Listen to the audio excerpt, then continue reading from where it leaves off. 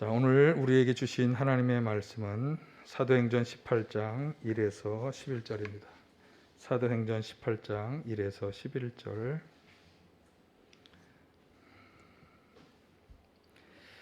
제가 세번역 성소로 봉독해 드립니다. 그 뒤에 바울은 아테네를 떠나서 고린도로 갔다. 거기서 그는 본토 태생인 아굴라라는 유대 사람을 만났다.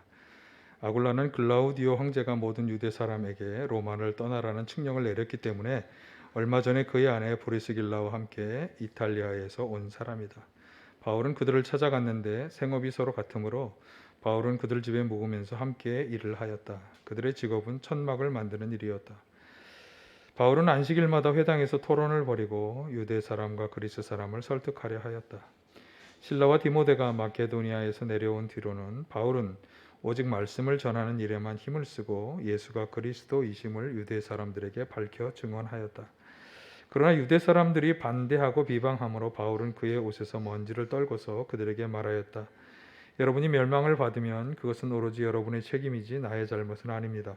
이제 나는 이방 사람에게로 가겠습니다. 바울은 거기를 떠나서 디디오 유스도라는 사람의 집으로 갔는데 그는 이방 사람으로서 하나님을 공경하는 사람이고 그의 집은 바로 회당 옆에 있었다. 회당장인 그리스보는 그의 온 집안 식구와 함께 주님을 믿는 신자가 되었다.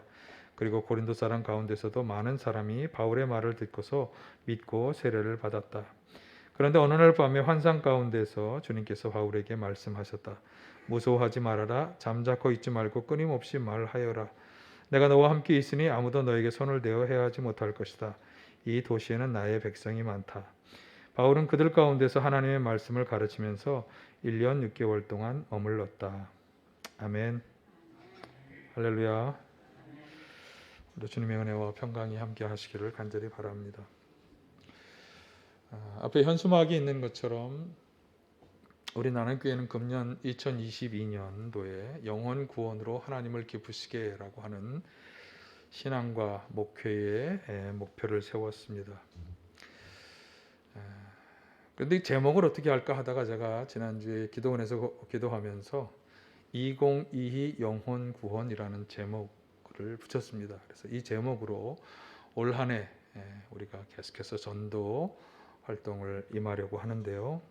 이제 오늘부터 본격적으로 시작을 하고 이번 1, 2월 달에 우리가 전도할 분들 대상은 바로 가족입니다. 그래서 우리 부모님들, 형제들, 자녀들 가운데 좀 신앙이 미진하거나 신앙이 회복되어야 하거나 아직 예수님을 영접하지 않았거나 이런 분들에게 좀 그분들을 위해서 계속 기도하면서 또 좀 더 관심을 가지고 복음과 관련해서 좀 더 관심을 가지고 이렇게 어떻게든지 그분들을 하나님 앞으로 인도하는 그런 달이 되시길 간절히 바랍니다.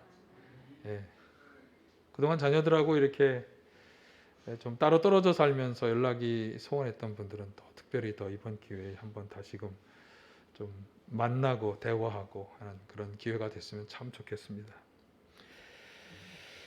예수님께서 하나님의 마지막 말씀으로 이 땅에 오셨다.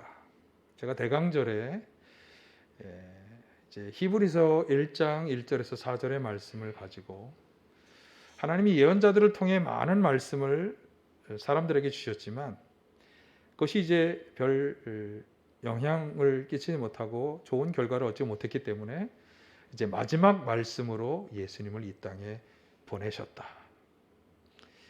그런데 그 예수님의 마지막 말씀으로 보내신 이유가 뭐냐? 그것을 잘 설명해 준 것이 요한복음 5장의 24절에 나오는 말씀이라고 소개를 해드린 바가 있어요. 다시 한번 보실까요? 내가 진정으로 너에게 말한다. 내 말을 듣고 또 나를 보내신 분을 믿는 사람은 영원한 생명을 가지고 있고 심판을 받지 않는다. 그는 죽음에서 생명으로 옮겨갔다. 예수님의 말씀을 듣고 믿게 되면 그러면 영원한 생명을 얻기 때문에 하나님은 예수님을 마지막 말씀으로 보내셨다. 그러니까 영원한 생명을 주시려고 예수님을 마지막 말씀으로 보내셨다. 그렇게 우리가 말씀을 나누었었습니다. 자, 그러면 이제 이 생명, 이 영원한 생명을 받지 못하면 어떻게 될까? 뭐 여러 차례 말씀을 드리고 다 우리가 아는 얘기지만, 자, 성경이 아주 분명하게 말씀하죠. 다시 한번 보실까요? 마태복음 25장 46절 함께 합니다. 그리하여 그들은 영원한 형벌로 들어가고 의인들은 영원한 생명으로 들어갈 것이다. 아멘. 이 말씀은 예수님께서 마지막 심판날이 어떻게 될 거냐라는 것에 대한 비유로 설명해 주시는 가운데, 왼쪽과 오른쪽에 각각 사람들이 나누어지고 그 중에 이제 예수님이 말씀하시는 대로 행하지 못하였던 사람들, 뭐 구체적으로 말하면 줄이고 목마르고 뭐 힘들고 외로울 때 돕거나 그것을 돌보아 주지 않은 그런 사람들, 그러니까 지극히 작은 자 하나를 예수님 하나님처럼 섬기고 사랑하지 못했던 사람들, 그런 사람들에게 지금 이 말씀을 하신 거예요. 그들은 영원한 형벌로 들어갈 것이다. 그러니까 영원한 생명을 얻지 못하면 영원한 형벌로 들어가게 된다. 그러니까 영생을 얻지 못하는 사람은 영원한 형벌을 받게 된다라고 하는 그런 말씀이죠. 그러면 이 영원한 형벌은 무엇이냐? 성경은 여기에 대해서 뭐 여러 구절들 얘기하고 있는데, 마태복음 18장 9절에 의하면 또 내 눈이 너를 걸려 넘어지게 하거든 빼어버려라. 내가 두 눈을 가지고 불붙는 지옥에 들어가는 것보다는 차라리 한 눈으로 생명에 들어가는 것이 편히 낫다. 이 불붙는 지옥, 영원히 꺼지지 않는 불지옥, 여기에 생명에 들어가지 못한다는 이 불붙는 지옥에 들어간다, 이렇게 말씀하고 있습니다. 지금이야 다 같이 살아가니까 우리 눈에 보이는 삶에서는 잘 모르지만, 만약에 이분들이 내 부모님이나 내 자녀들이, 또 내 남편, 내 아내가, 또 내가 만나는 친구가, 매일같이 나와 함께 대화를 나누었던 우리의 이웃들이, 그 사람들이 여러분 영원히 꺼지지 않는 이 지옥의 불 속에서 얹어져 고통을 당한다. 이걸 한번 우리가 생각해 본다면, 이 복음을 전하는 일은 해도 되고 하지 않아도 되는 그런 일은 아니다. 또 1년에 한두 번 어떤 행사로서 해야 되는 일이 아니다. 그러면 어떻게 해야 되느냐? 기회가 되든지 기회가 없든지 계속해서 반드시 해야만 하는 일이다라고 하는 것을 우리가 분명히 깨달을 수 있겠습니다. 그래서 바울 사도가 그의 제자이며 양아들처럼 여겼던 디모데에게 이렇게 말씀하죠. 디모데후서 4장 2절 같이 한번 하실까요? 그대는 말씀을 선포하십시오. 기회가 좋든지 나쁘든지 꾸준하게 힘쓰십시오. 끝까지 참고 가르치면서 책망하고 경계하고 권면하십시오. 아멘. 여기서 선포하라는 이 말씀은 틀림없이 복음의 말씀을 말하는 것입니다. 기회가 좋든 나쁘든, 그들이 받아들이려 하든 받아들이지 하지 않든, 여기 어떻게 하라? 책망하고 경계하고 권면하라. 오늘날 우리는 책망하는 것에 대해서 일종의 금기시 여기는 사회적 분위기를 가지고 있죠. 현대 사회에서는 자녀를 그렇게 훈계해서는 안 돼, 이렇게 얘기하지만 성경은 우리에게 때때로 책망도 하고 경계도 하고 권면해야 한다고 말씀하고 있습니다. 왜? 바울 사도는 왜 그렇게 얘기합니까? 바로 그 뒤 3절에서 5절에서 그 이유를 이렇게 설명했어요. 때가 이르면 사람들이 건전한 교훈을 받으려 하지 않고 귀를 즐겁게 하는 말을 들으려고 자기네 욕심에 맞추어 스승을 모아들 것입니다. 그들은 진리를 듣지 않고 꾸며낸 이야기에 귀를 기울일 것입니다. 그러나 그들은 모든 일에 정신을 차려서 고난을 참으며 전도자 일을 하며 그대의 직무를 완수하십시오. 그렇게 책망하고 경계하면서 진실을 말해주지 않으면, 하나님의 진리를 말해주지 않으면, 그들은 그저 자기들 귀에 좋게만 들리는 꾸며낸 이야기에만 정신을 쏟다가 어떻게 된다고요? 영원히 꺼지지 않는 지옥불에 떨어진다고 하는 것입니다. 여러분, 어떻습니까? 오늘의 시대가 그렇게 꾸민 이야기에 귀를 기울인 시대가 된 것 같지 않으세요? 저는 인터넷이 활성화되던 시기에 이 말씀이 인터넷을 곳에서 또 돌아다니는 수많은 정보들, 그런 것에 대한 이야기다 이렇게 받아들였어요. 그런데 최근에는 오히려 유튜브라는 것이 더 강력한 것 같아요. 얼마나 거짓 소문, 거짓 이야기들이 많이 떠도는지 몰라요. 거기에만 또 관심을 가진 사람이 얼마나 많은지 몰라. 예? 그래서 진리의 이야기를 듣지 않는 시대가 되었기 때문에 사실 오늘 이 바울 사도의 말씀대로 우리는 기회가 좋고 나쁨을 따지지 말고 복음의 말씀을 전해야 한다. 제발 엄마 그런 소리 좀 그만해 라고 말해도 야 그래도 들어야 되라고 말해야 한다 안 한다? 한다. 해야 한다. 귀에 딱지가 않도록 해야 한다. 자, 왜 그렇게 해야 하느냐? 거기에 대해서는 제가 조금 더 후에 말씀을 드리겠습니다. 오늘 우리가 읽었던 사도행전 본문은 우리가 이 복음의 말씀을 전해야 하는 이유를 예수님의 입술을 통해서 직접 들을 수 있는데요. 자, 오늘 본문 10절 말씀을 다시 한번 보실까요? 10절. 내가 너와 함께 있으니 아무도 너에게 손을 대어 해하지 못할 것이다. 이 도시에는 나의 백성이 많다. 아멘. 핵심 구절이 되겠습니다. 여기서 두 가지 아주 중요한 얘기가 나오는데 먼저 후반절에 있는 이 도시에는 나의 백성이 많다라고 하는 이 말씀에 우리가 먼저 주목해 보아야 되겠습니다. 여기서 말하는 이 도시는 틀림없이 이 사도행전의 배경이 되는 고린도라고 하는 도시를 가리키는 것임에 틀림이 없습니다. 이 고린도라고 하는 도시는 성경 공부를 여러 번 해보신 분들은 아시겠지만 또 일반 성도님들은 벌써 다 잊어버렸을 것이기 때문에 잠깐 설명을 드리면 그리스의 남반부의 아가야라고 하는 지역의 수도인데요. 그런데 교역이 아주 활발한 항구 도시였다고 합니다. 근데 예전에 교역이 활발한 항구 도시라고 하는 말은요, 그곳에 돈이 몰리고 사람들이 몰려 살았다는 것을 말해요. 그래서 부와 또 아주 사치스러운 일이 아주 많이 벌어졌던 그런 곳이다라고 하는 것을 알 수 있겠고요. 그래서 돈이 많은 사람은 호화스러운 생활. 오늘날 우리만 파티하는 게 옛날에도 그런 파티 이런 것이 굉장히 많은, 그래서 도덕적인 타락과 우상 숭배가 아주 만연했던 그런 도시. 그래서 쾌락, 또 유격, 술 취함, 또 강탈 이런 것이 가득한 도시였다. 그렇게 설명되어지고 있습니다. 신학 사전에 의하면. 근데 사실 이런 특징들은 오늘날 현대 문명을 자랑하는 대도시들이 다 가지고 있는 특징이죠. 서울은 어떨까요? 서울도 이런 특징을 가지고 있죠. 자, 그런데 바로 이런 도시를 향해서 예수님은 말씀하시는 거예요. 이 도시에 내 백성이 많다. 여러분, 이게 무슨 말씀일까요?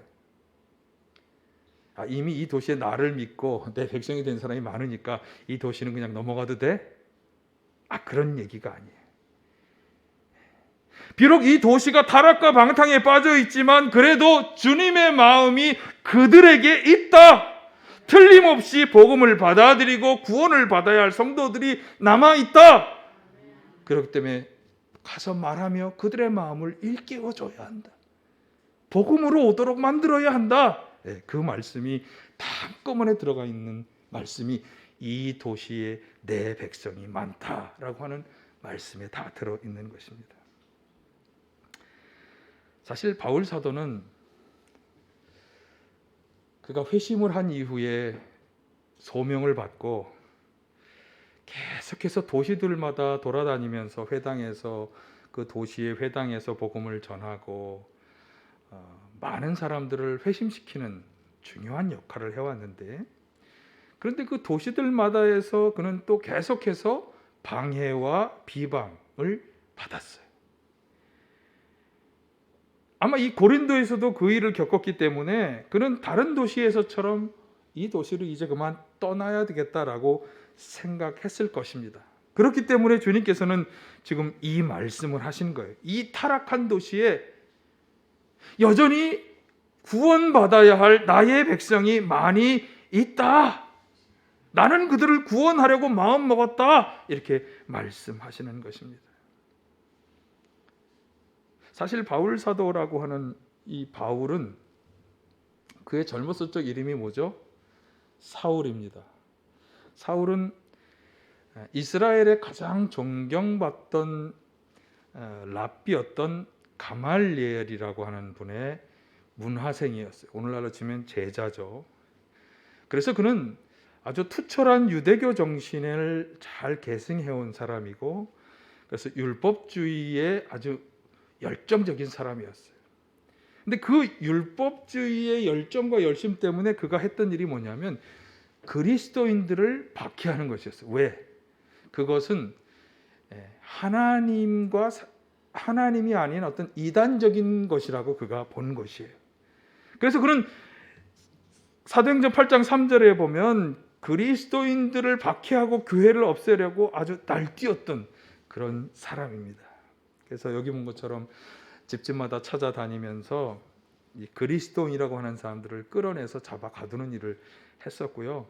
초대교회 7집사 중에 하나인 스데반이 돌에 맞아 순교할 때 그 현장에 함께 있었던 분이죠. 자, 그런데 그렇게 그리스도인들을 잡아 가두려고 이웃 도시 다메섹으로 내려가는 도중에 예수님께서 빛으로 임하셔서 그를 만나 주신 거죠. 그는 새로운 인생과 소명을 받게 된 것입니다. 사도행전 9장에 나오는 이야기죠. 그렇게 회심한 바울이 예수님으로부터 받았던 소명이 무엇인지를 잘 말씀해 주는 구절이 이제 아그리빠라고 하는 왕 앞에서 행한 연설인데요. 사도행전 26장에 나옵니다. 한번 같이 보실까요? 자, 26장 16에서 18절 같이 봅니다. 자, 일어나서 발을 딛고 서라. 내가 내게 나타난 목적은 너를 일꾼으로 삼아서 내가 나를 본 것과 내가 장차 내게 보여줄 일의 증인이 되게 하려는 것이다. 나는 이 백성과 이방 사람들 가운데서 너를 건져내서 이방 사람에게로 보낸다. 이것은 그들의 눈을 열어주어서 그들이 어둠에서 빛으로 돌아서고 사단의 세력에서 하나님께로 돌아오게 하며 또 그들이 죄사함을 받아서 나에 대한 믿음으로 거룩하게 된 사람들 가운데 들게 하려는 것이다. 아멘.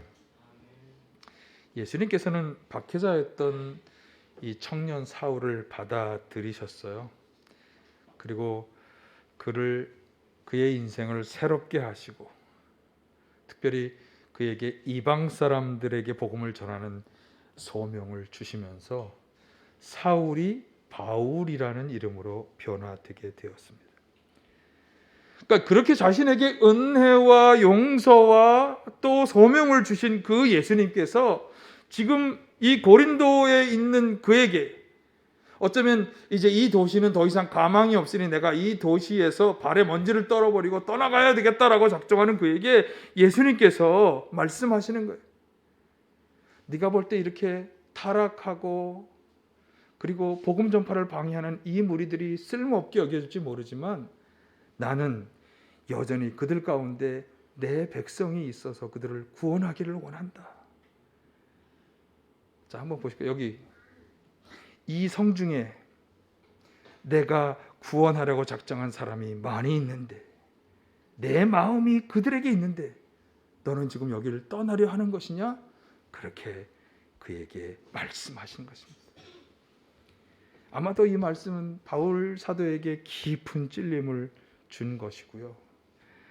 그래서 자신에게 주신 소명을 다시금 되새기면서 그는 작정하고 고린도에 남아서 11절을 보시면 1년 6개월간 머물면서 복음을 더 전하게 된 것입니다.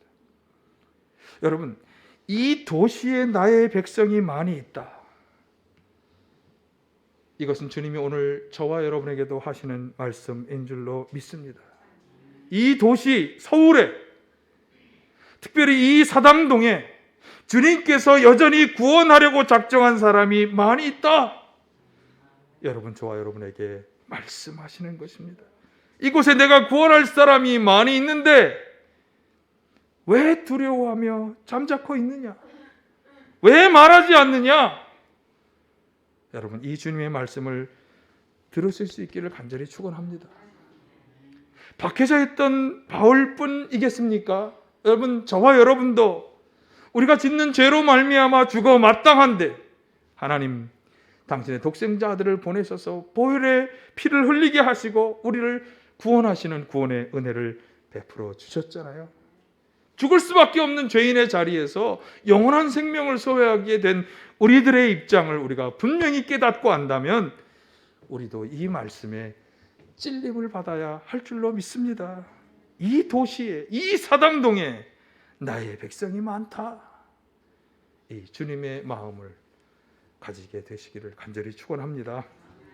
자, 그리고 이 말씀에서 우리가 또 하나 주목해야 할 것은 사도행전 18장 9절 10절에서 그 앞에 나오는 약속의 말씀인데, 자, 한번 같이 보실까요? 무서워하지 말아라. 잠자코 있지 말고 끊임없이 말하여라.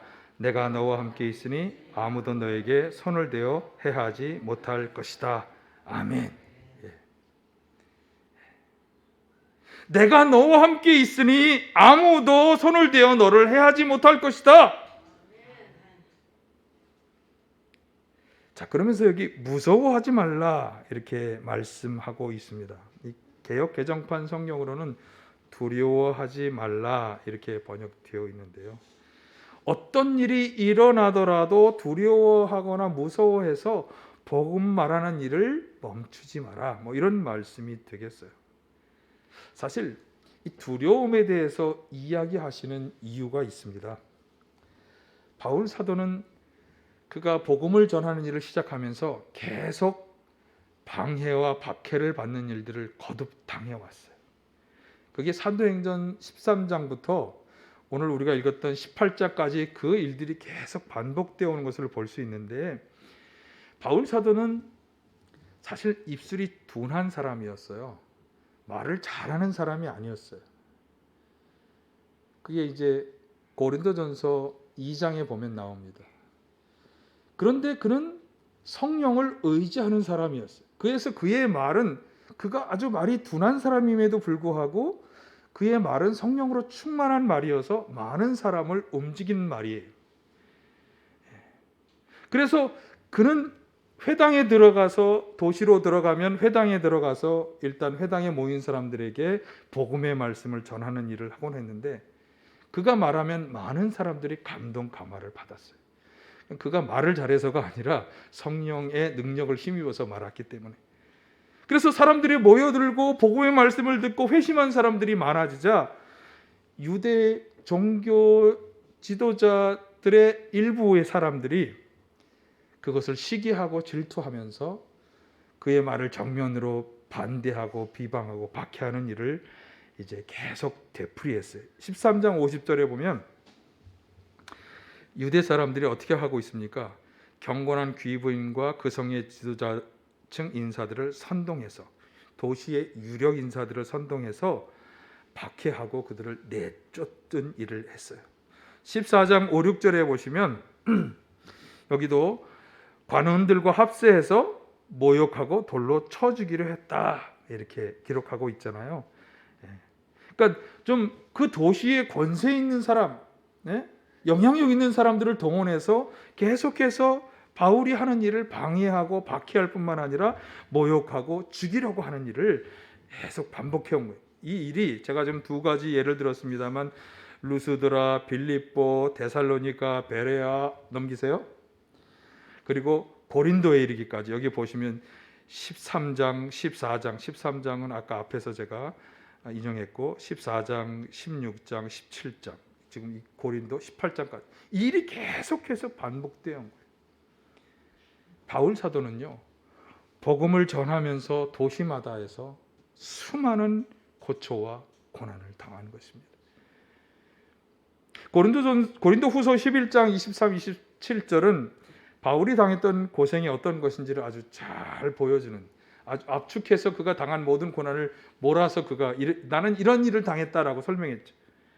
제가 설명할 때 그냥 구절을 잘 보시면서 넘겨주세요. 여기 보면 수고도 더 많이 하고 감옥살이도 하고 매도 맞고 여러 번 죽을 뻔하였다. 그러면서 거기 보니까 마흔에서 하나를 뺀 매를 맞은 게 5번, 채찍으로 맞은 것이 3번, 돌로 맞은 것이 1번, 파선을 당한 것이 3번, 망망한 바다를 떠다녔죠. 그래서 자주 여행하면서 강물의 위험, 강도의 위험, 동족의 위험, 이방 사람의 위험, 도시의 위험, 광야의 위험, 바다의 위험, 거짓 형제의 위험, 이런 일들을 다 그래서 수고와 고역에 시달리고 여러 번 밤을 지새우고 줄이고 목마르고 굶고 추위에 떨고 헐벗었다, 이렇게 기록하고 있습니다. 참 얼마나 극심한 고생을 했는지 우리가 이 구절을 통해서 분명히 알 수 있습니다. 이런 방해와 고난 속에서도 그는 계속 복음을 전한 것입니다.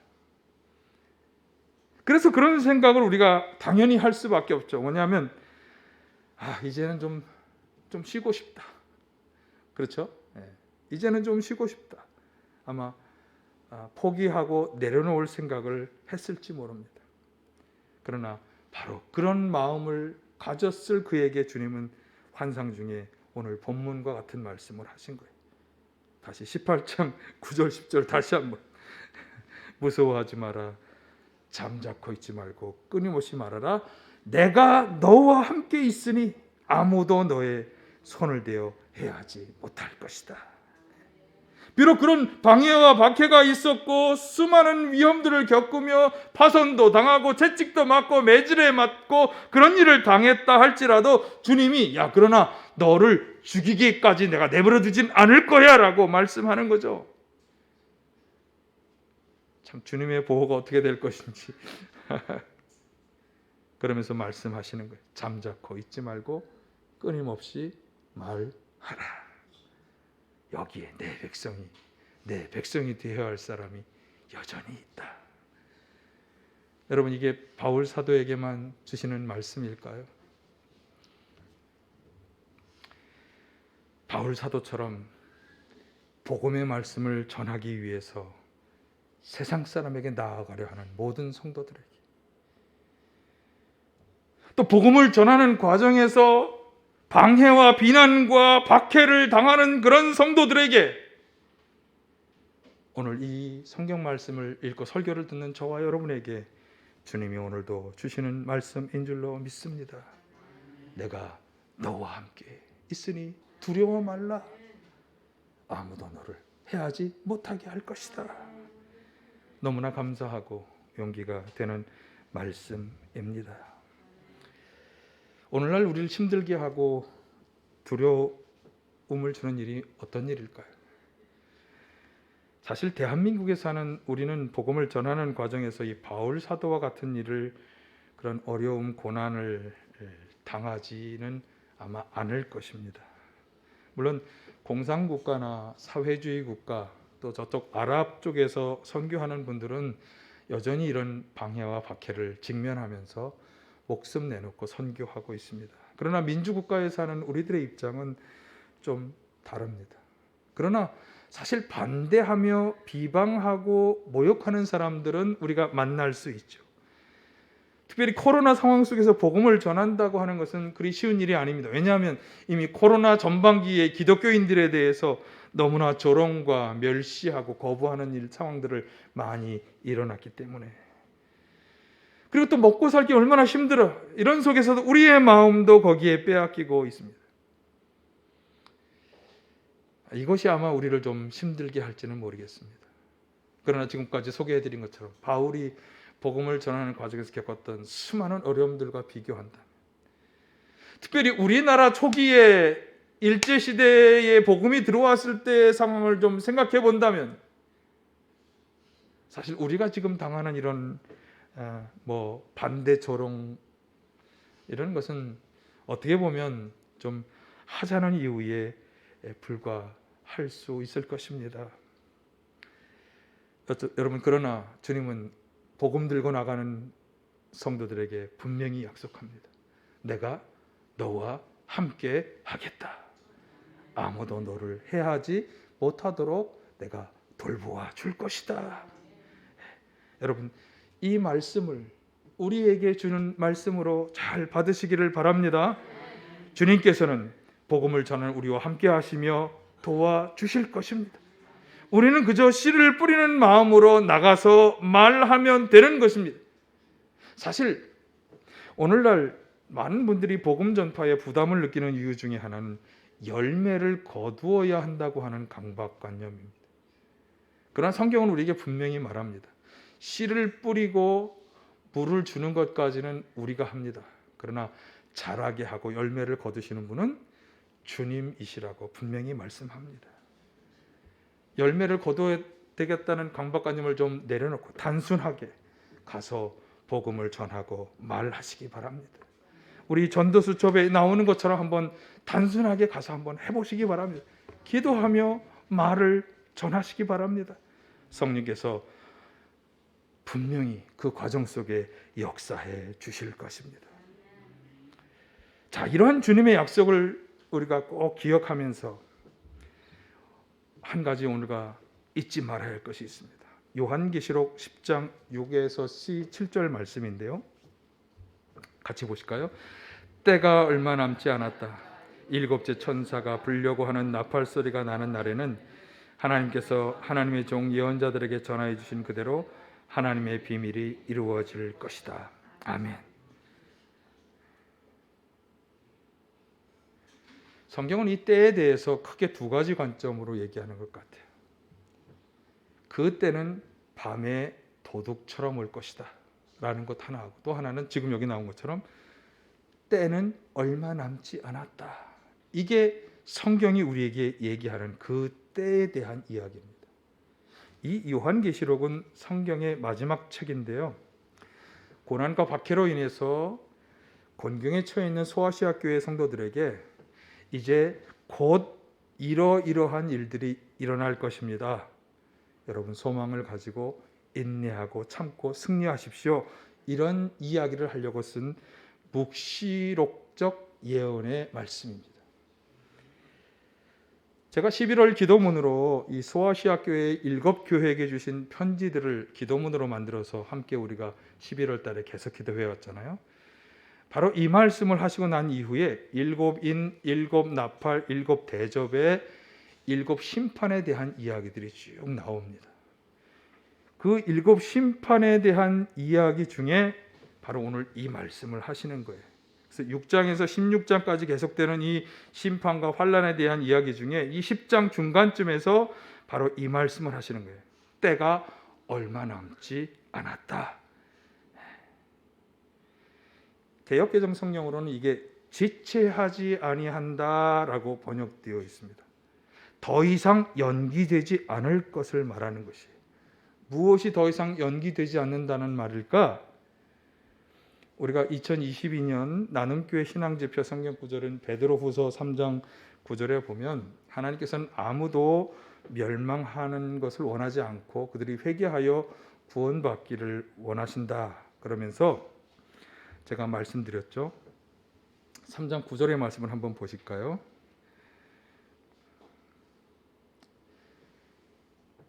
하나님은 약속을 더디 지키는 것이 아니라 도리어 여러분을 위하여 오래 참으시는 것입니다. 하나님께서는 아무도 멸망하지 않고 모두 회개하여 하는 데에 이르기를 원하십니다. 그러니까 하나님은 계속해서 오랫동안 우리를 참아오신 것입니다. 왜? 우리가 멸망하지 않기를 원하시기 때문에. 계속해서 참아오시면서 마지막 그때를 연기해 오신 것이라는 그런 말씀이죠. 그런데 이제 그 오래 참으심이 끝나고 이제는 더 이상 연기되지 않는, 그래서 마지막 그 심판의 때가 곧 다가올 것이다 라고 말씀하는 것입니다. 이게 무엇을 의미하는 것입니까? 복음을 받아들이지 않고 구원받지 못한 사람들을 어서 빨리 구원해내야 한다는 구원의 다급함, 구원의 시급성을 말씀하는 거예요. 앞에서 말씀드렸잖아요. 우리가 그들에게 생명을 전해서 그들이 영원한 생명으로 들어오지 않으면 뭘 받는다고요? 영원한 형벌. 꺼지지 않는 지옥불에 떨어지는 영원한 형벌을 당한다고 말씀하고 있기 때문에 그때 그 최종 심판이 내려지는 그때가 이제 곧 다가올 것이다 라고 말씀하고 있는 것입니다. 하나님은 누구라도 다 회개해서 구원받기를 원하시는데, 그런데 그 마지막 심판의 때는 그리 멀리 남지 않은 것입니다.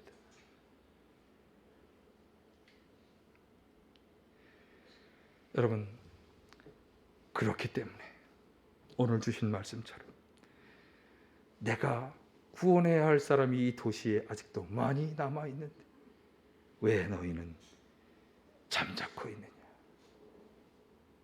잠자코 있지 말고 끊임없이 말하라. 이 도시에 내 백성이 많다. 이 말씀을 꼭 기억하면서, 또 한편으로는 더 이상 지체하지 않을 것이다 라고 하는 이 말씀도 기억하면서 두 말씀을 꽉 부여잡고 2022 영혼 구원, 이것을 감당하는 올해가 되시길 간절히 축원합니다. 사랑과 은혜가 충만한